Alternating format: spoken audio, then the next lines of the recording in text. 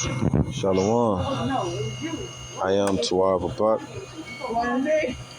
and today's lesson is going to be about Adam, the living soul. Excuse me. First, I'd like to give all honors and praises to the Most High, and then Yahweh, Ba'ashem, Yahweh Shah, Rukwah Kadash, and double honors to the elders and apostles of Great Millstone. Today's lesson is going to be about when I said living soul. And I'm going to go off assuming that some people have watched my other videos on like the dust of the ground and the breath of life, and Adam having parents. So if you understand that, you understand that there's people around, because we know he wasn't actually being formed from the dust of the ground, and that the breath of life wasn't actually a being blowing air into the lungs of some dead man. So what does it mean? Well, Genesis 2:7, and the Lord God formed man of the dust of the ground and breathed into his nostrils the breath of life, and man became a living soul. First, to understand this, you have to understand what the word soul means.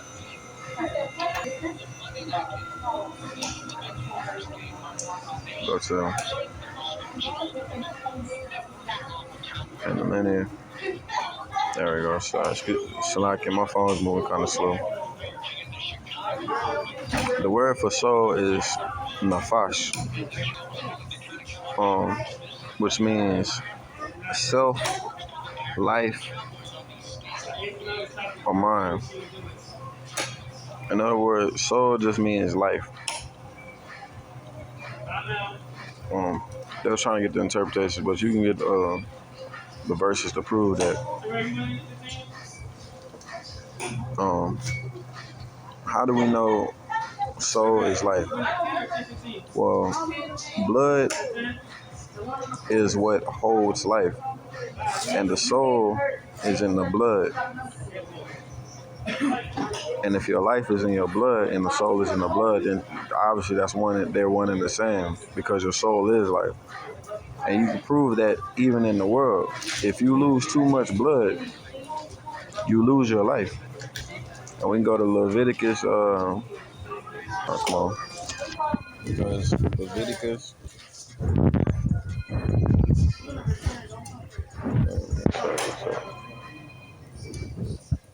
Leviticus 17:11.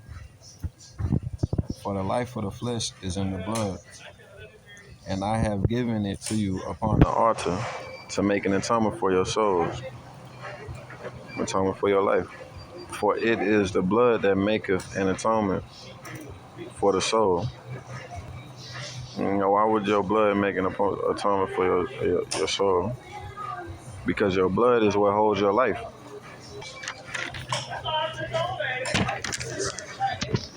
Yeah. So your blood is in your life. Now, this is one of the reasons why you don't drink or eat blood. And you can go to Leviticus 17:10, because your soul is in your blood. And whatsoever man there be of the house of Israel, of the strangers that sojourn among you, that eateth in any manner of blood, I will even set my face against that soul that eateth blood, and will cut him off from among his people. You're not supposed to eat blood, because that's drinking somebody's soul. You're drinking somebody's life. You're eating somebody's life. That's why vampires are called soul suckers. Now, the blood is life, and life is in the soul. And we can prove that through Deuteronomy 12 and 23.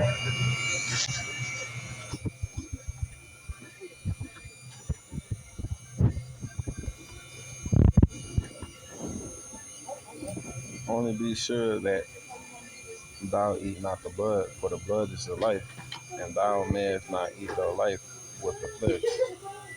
So blood is life, and life is the soul. So your soul is your blood in the physical sense, and we can prove that again, just to get extremely edified. In Genesis 9, 4 through 5. But flesh with the life thereof, which is the blood thereof, shall ye not eat, and surely your blood of your lives will I require. So life, your soul is in your blood. Your soul is life. Now we about to bring out the prophet, proving that the soul is life. When he brought a young boy back to life through the power of the Lord. 1 Kings 17, 21 and 22. And he stretched himself upon the child 3 times and cried unto the Lord and said, O Lord, my God, I pray thee, let this child's soul come into him again. And 22, and the Lord heard the voice of Elijah, and the soul of the child came into him again, and he was revived. So the soul came into him, his life came back into him, and he lived again. So that should solidify further that the soul means life. So since we know that soul means life, what does it mean he's a living? So what does it mean he's a so a living soul? What does that mean? Is it just saying that he's living life? No, that's not what it means at all. Uh, Living in the Bible means two different meanings. One in the mortal standpoint of sustaining life, while the other just being another terminology for immortal. Actually, it means 3. Or to be a physical God, a physical being that cannot die. The third, shit, man, excuse me. The third instance is, man, what is it?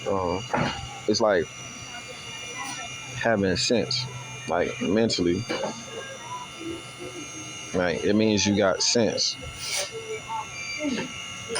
Like you think with consciously. You have conscious thought.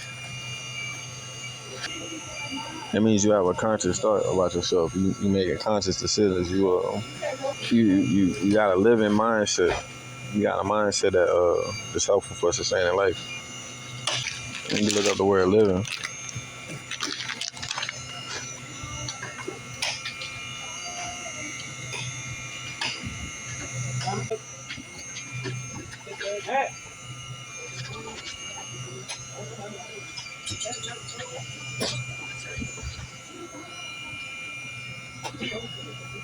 The word for living is chai, which means living or alive. And to truly be alive, to truly live, this verse on the living soul is like it's precisely why I continue to say to truly live is to be immortal. We know Adam was immortal before he fell, and there were other mortal men on the earth. When Adam was with Eve, she was immortal too, and when she became his wife, she was called the mother of the living. In short, the mother of the immortals, or the mother of the gods. All right, now, why was that said? Because perfect men of righteousness are gods.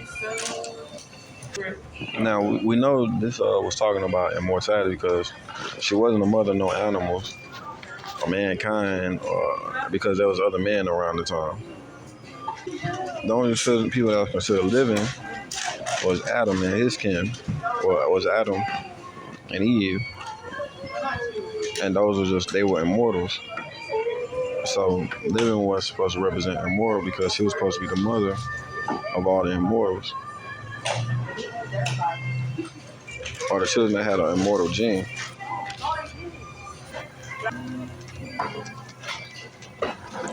We can prove this in Genesis 3 and 20.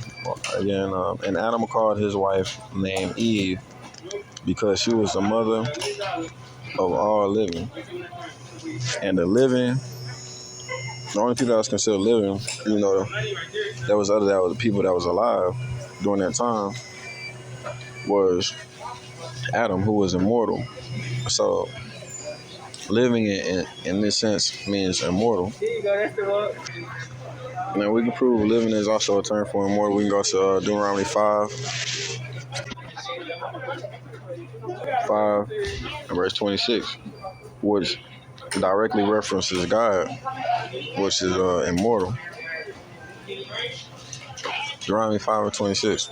For is there of all flesh that have heard the voice of the living God speaking, living God, immortal God, speaking out of the midst of the fire, as we have and live. So the living God, well, we know God's love. Lord is just saying when he's saying the living, he's basically saying is trying to explain that immortal God. And there's another time when it was explained in 1 Samuel 17:36.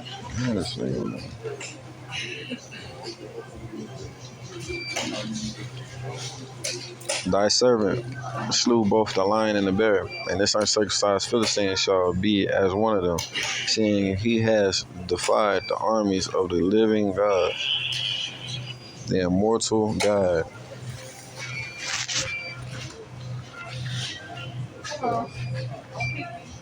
Now, what was keeping them immortal? Well, what was keeping them immortal was the spirit and wisdom of God. Even after they left the Garden of Eden, um, which was a sacred land that sustained their life, their sons still kept some of their spiritual strength. They had a long lifespan, of 1,000 years. Like, um, now if you pay attention, the sons of God are the sons of Adam. So by common sense, what does that mean? Adam was a God.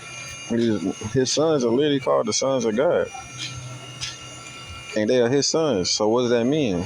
Adam was a what? God. And his direct sons after him lived for thousands of years. You can prove that in Genesis the 5th chapter, Genesis 5, verse 5. And all the days that Adam lived were 930 years, and he died. So Adam lived for 930 years. What about his son, Seth? Well, let's go ahead, Genesis 5, verse 8. And all the days of Seth were 912 years, and he died. Almost 1,000 years. Enos, this is not all mankind. This is just these group of people that lived this long. It wasn't all of mankind. It's just these particular people were living this long, and they were worshipped like gods. And all the days of Enos were 905 years, and he died. And all the days of Canaan were 910 years, and he died.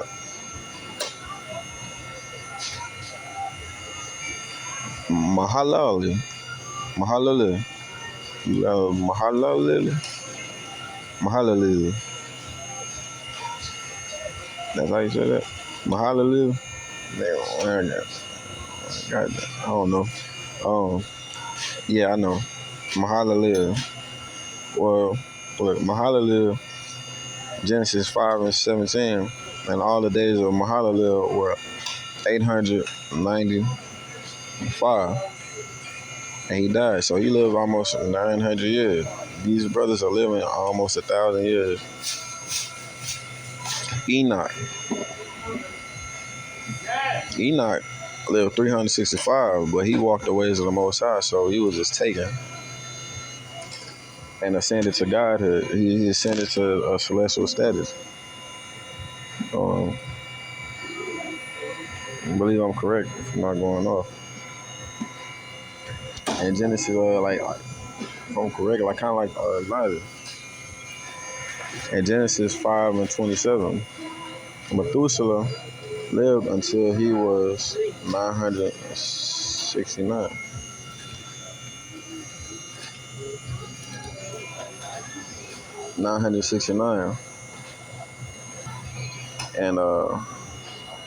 And he died.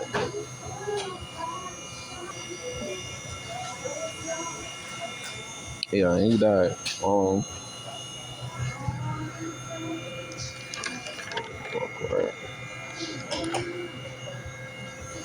And Lamech, he lived 777 years. And that's 5 and verse 31. What's that? All the days of Lamech were 777 years. And he died. Like, our people were living for 1,000 years, and even then, around this time, these people were with the immortal gene. These are people that was chased down through genealogy that had this immortal like gene, and they, by historical accounts, worship as gods. Like Set himself have some similar. They trying to demonize them, but the Pharisees never really liked our people, and these men that live for 1,000 years. This is the idea for where your demigods came from. That didn't come from no Romans and shit. They took that from the biblical accounts of these men that actually lived, that had unnatural lifespan, that was unnaturally strong, and they were worship like gods, because like while everybody else dying like 100, like at the age of 100 or probably 50, these brothers living 10 times their lifespan, 9 to 10 times their lifespan, and they were no longer immortal, but they weren't exactly mortals either. They didn't become like mortals until around Genesis 6, when they actually started sleeping with mortal women. And that's, you can find that in Genesis 6 and 3. Around Genesis 6 and 3, when we started messing with mortal women, then the spirit completely left us, because so the spirit of the Most High still was able to, the spirit of the Lord was still able to sustain our life. What's holding us together was keeping preserving some of our little deity status, some of our spiritual power.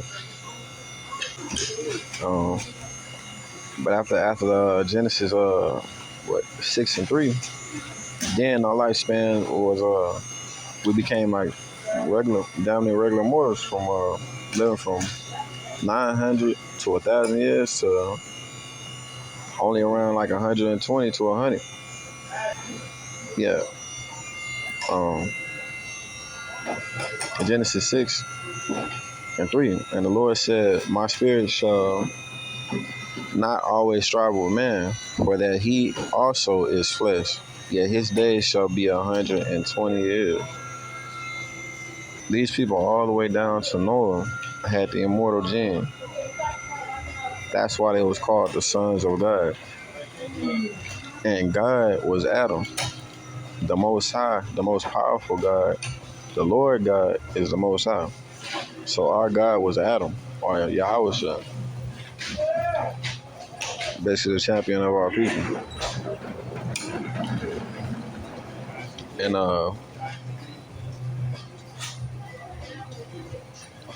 yeah, man. That's it. Um, so now you understand that living soul just means an immortal life. A living soul just means an immortal life or uh, a living God. So you became, because we know gods are immortal. You just have to prove they're alive. So when they say a living God, if you can prove he's living, you're basically saying he's immortal, an immortal God. Um, Living means immortal, and soul means life. So it means an immortal life. You know, I am Tuab Abak. Thank you for your time. Sorry for the noise.